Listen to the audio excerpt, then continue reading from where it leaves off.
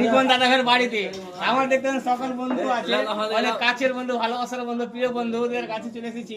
তো দাদা ভাইকে জিজ্ঞাসা করবো, আচ্ছা মনে তো আমাদের ভিডিওগুলো কেমন লাগে? একদম বিউটিফুল, খুব সুন্দর। আচ্ছা আমার বন্ধুদেরকে বলে দাও কেমন লাগে।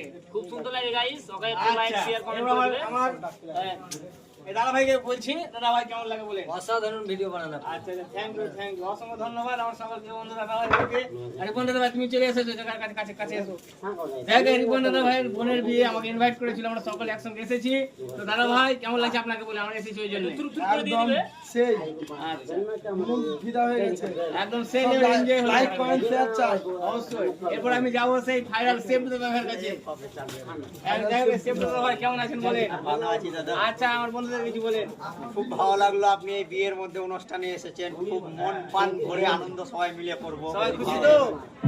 অবশ্যই ভাই, আসমল ভাই এসেছে, আজ করে আসমল বাইক, আপনারাও আসছেন তো আসেন, মজা লিয়ার এত জন্য। বড় ভিডিও আপলোড হবে। সেই যে ডান্স হবে আজকে। অবশ্যই হবে। এই